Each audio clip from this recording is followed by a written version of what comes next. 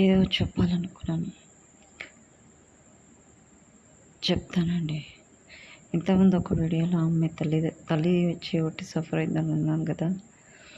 వాళ్ళ అమ్మాయి చనిపోతే దానికి కారణం వాళ్ళ మదరేనండి. నిజంగా చెప్తున్నా. అది కామనే, అత్తగారింటికి వెళ్ళినాక చిన్న చిన్న ప్రాబ్లమ్స్ ఉంటాయి. కానీ ఆ పిల్ల మానసికంగా ఫస్టే చనిపోయింది కదా. ఆ అమ్మాయి చనిపోవడానికి కారణం తల్లి కారణం. ఒకవేళ అమ్మాయి చనిపోతే మాత్రం అండి, her mother will be the responsible for that.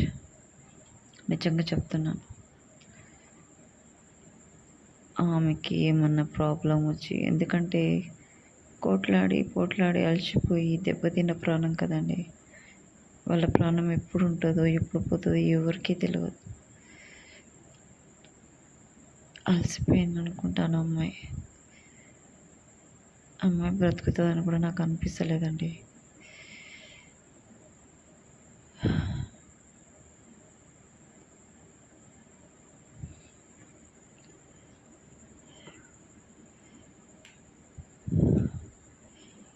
Her mother will be the responsible for her death. నిజంగా అలాంటి వాళ్ళని దేవుడు తీసుకెళ్ళినా పర్వాలేదండి. అన్నీ మంచిగా ఇచ్చి, తల్లిదండ్రులు మంచిగా ఉండి, అత్తమామ మంచిగా ఉండి, మంచి పిల్లలు ఉండి, అలాంటి వాళ్ళని దేవుడు ఎందుకు తీసుకెళ్తాడు? ఎందుకో తెలుసా, నీకు అన్నీ ఉన్నాయి, ఇప్పుడు నేను తీసుకెళ్తే చాలా మంచిగా ఉంటుందని చెప్పేసి తీసుకెళ్తాడు.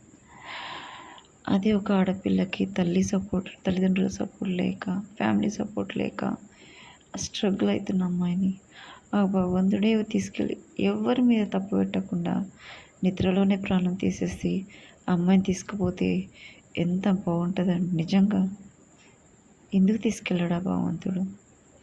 అప్పుడు తీసుకెళ్ళిపోవచ్చు కదా అమ్మాయిని.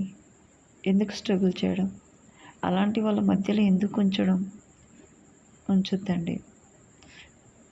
ఏ నొప్పి లేకుండా, ఏ బాధ లేకుండా నిద్రలోనే తీసుకెళ్ళిపోవాలి అమ్మాయిని.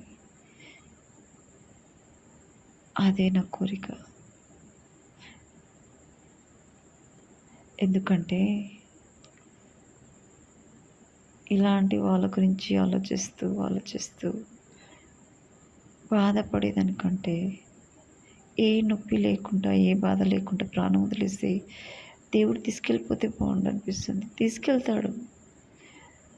ఆ అమ్మాయి బాధను చూడలేక తీసుకెళ్ళిపోతాడండి. I hope so.